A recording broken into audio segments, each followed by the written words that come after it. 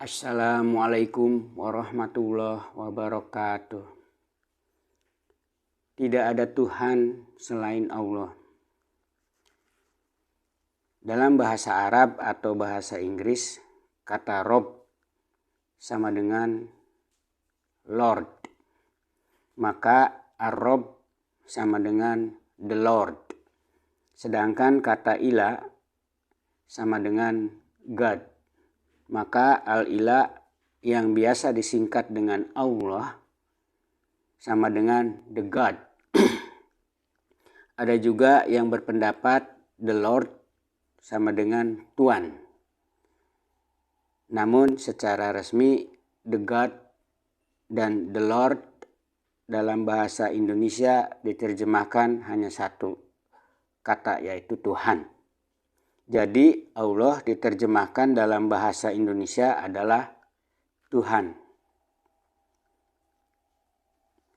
Kata Rob adalah pengatur manusia, dijelaskan dalam Al-Quran surat pertama Al-Fatihah ayat kedua atau surat terakhir An-Nas ayat 1 dan 2. Dan kata ilah adalah sembahan manusia, dijelaskan dalam surat pertama Al-Fatihah ayat 1 atau surat terakhir An-Nas ayat 3, 4, 5, dan 6. Dari sudut sejarah, kata Allah sudah ada sebelum Muhammad lahir. Ayah Muhammad adalah Abdullah, hamba Allah, yang diperkenalkan oleh Nabi Muhammad bukan perkataan Allah, tapi hakikat Allah, yakni kebenaran tentang keberadaan Allah dan sifat-sifatnya. Banyak masyarakat Arab tidak tahu Allah itu apa. Seperti apa? Karena gelapnya pengetahuan mereka, maka berhala-berhala Lata, Uzza, dan Ubay disembah sebagai Allah. Allahu ya Lata, Uzza, wa Ubay. Karena bodohnya, maka waktu itu disebut zaman kebodohan atau zaman jahiliyah. Muncullah seorang utusan bernama Muhammad yang sudah paham tentang hakikat Allah. Memperkenalkan tentang sifat-sifatnya bahwa Allah itu Maha Pengasih, Ar-Rahman, Maha Penyayang, Ar-Rahim, Maha Berkuasa, Al-Malik, dan seterusnya. Dan meyakinkan pada umatnya tentang keberadaannya, bahwa Allah itu ada, wujud atau eksis, abadi, kidam atau permanen, kekal, bako atau eternal, dan seterusnya. Tertulis dalam kitab suci Al-Quran surat Al-Furqan ayat 59 yang artinya, Dialah yang Maha Pengasih, maka tanyakanlah tentang Allah kepada orang yang lebih mengetahui, Muhammad. Nabi Muhammad SAW telah diberi wahyu dari Allah mengenai hakikat Allah, bahwa Allah itu identitasnya, keberadaannya, zatnya adalah wujud, kidam, bako, dan seterusnya. Yang umat Islam menyebutnya 20 sifat wajib Allah. Dan memiliki sifat-sifat karakter atau aktivitasnya adalah Ar-Rahman, Ar-Rahim, Al-Qudus, Al-Malik, dan seterusnya. Yang umat Islam menyebutnya Asmaul Husna, 99 nama-nama Allah. Sebetulnya dalam bahasa sekarang 20 itu identitas Allah, bukan sifat Allah. Dan 99 itu bukan nama-nama Allah, tapi sifat-sifat Allah. Mungkin bahasa dahulu masih terbatas perbendaharaannya, sehingga sifat-sifat Allah ditulis dalam Al-Quran nama-nama Allah. Quran surat Al-Hasyr ayat 24.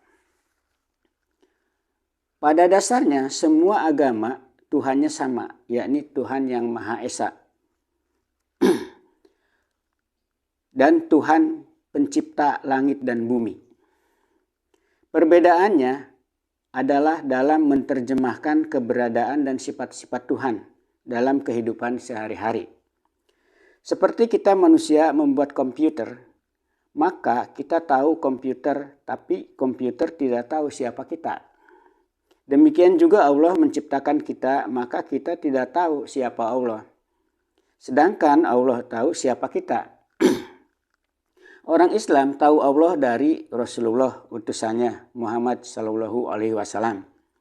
Orang Yahudi tahu Tuhannya dari Nabi Musa. Orang Nasrani tahu Tuhannya dari Nabi Isa.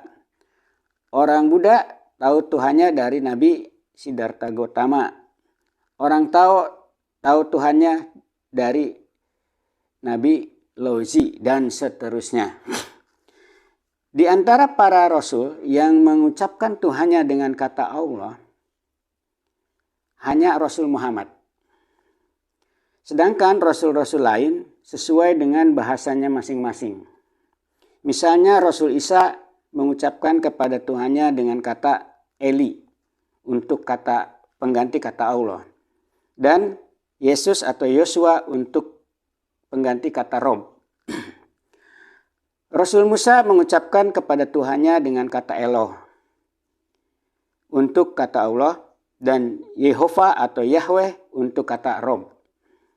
Adapun bila dalam kitab suci Al-Quran tertulis bahwa rasul-rasul itu menyembah Allah bukan Eli atau Eloh, ini karena kitab suci Al-Quran ditulis dalam bahasa Arab, yakni bahasanya Rasul Muhammad.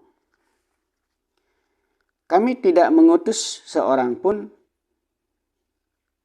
rasul pun melainkan dengan bahasa kaumnya supaya ia dapat memberi penjelasan dengan terang kepada mereka. Quran surat Ibrahim ayat 4. Nabi Muhammad Shallallahu Alaihi Wasallam memperkenalkan kalimat yang amat terkenal, yakni La ilaha illallah.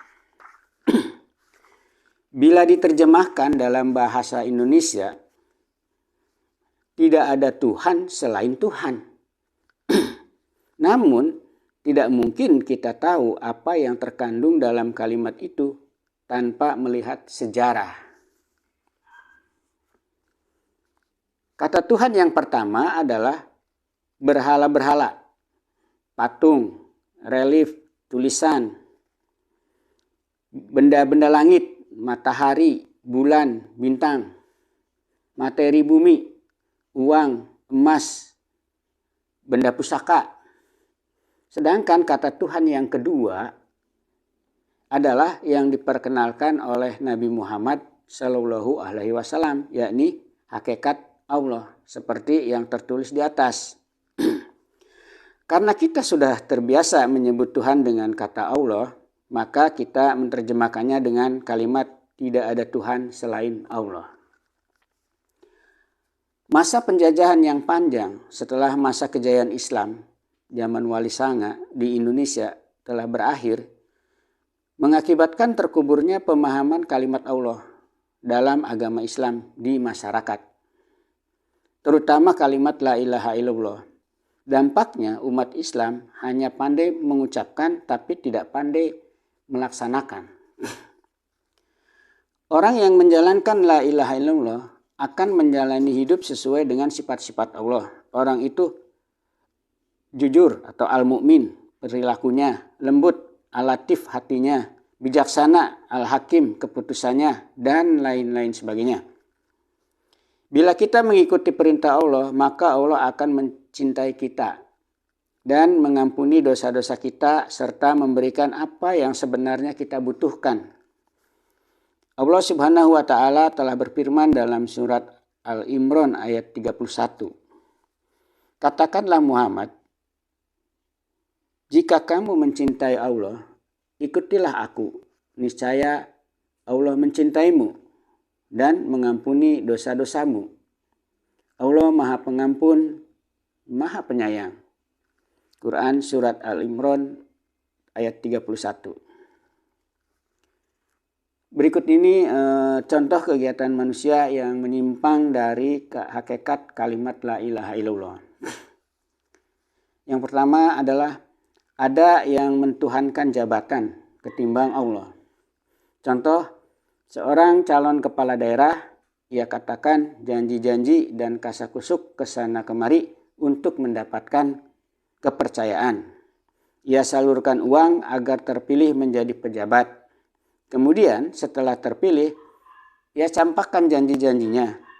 Ia manipulasi jumlah uang negara agar dapat korupsi. Ia pakai alat-alat dan fasilitas milik negara untuk kepentingan pribadinya. Seharusnya kita semua bertanggung jawab memikul amanat. Tidak ada Tuhan, yaitu jabatan, selain Allah, yaitu Al-Wakil, pemikul amanah. Contoh yang kedua, ada lagi yang mentuhankan manusia ketimbang Allah. Contohnya, walaupun ia rajin, salat, dan bekerja keras, tapi ia hidup tetap dalam kemiskinan. Kemudian ia kecewa dan minta tolong dengan sangat kepada dukun, paranormal, orang pintar, agar ia menjadi orang kaya. Kemudian menjadi kaya sehingga meyakini merekalah dukun, paranormal, orang pintar yang membuatnya kaya. Ia tidak yakin bahwa Allah telah berencana untuk kebahagiaan hidupnya dengan cara yang lain. Seharusnya yakin kita hanya berusaha, pada akhirnya Allah lah yang menentukan. Tidak ada Tuhan, yaitu manusia, selain Allah, al-akhir atau penentu. Contoh yang ketiga adalah tidak sedikit yang mentuhankan uang ketimbang mentuhankan Allah. Contoh seorang penjual barang. Misalnya pedagang buah ingin mendapatkan keuntungan yang banyak. Ia mengatakan bahwa buah ini bagus, padahal ia tahu di dalamnya sudah busuk. Ia kurangi timbangannya dengan memberi beban di dalam timbangannya yang kelihatannya 1 kilogram, padahal tidak sampai 1 kilogram. Kemudian seorang penjual jasa, misalnya seorang tukang bengkel, ia katakan pada pelanggannya bahwa kendaraannya rusak ini dan itu, padahal tidak ada yang rusak. Ia katakan perlu ganti ini dan itu, padahal tidak ada yang perlu diganti. Atau ada lagi institusi penjual jasa pelayanan kesehatan, misalnya rumah sakit, yang selalu menginstruksikan agar pasien diperiksa penunjang medis ini dan itu, padahal tidak mengarah pada diagnosa penyakitnya. Itulah diantaranya contoh-contoh bila kejujuran dihancurkan demi untuk mendapatkan uang. Berarti Tuhannya adalah uang, bukan Allah. Seharusnya keseharian kita berdasarkan kebajikan, bukan uang.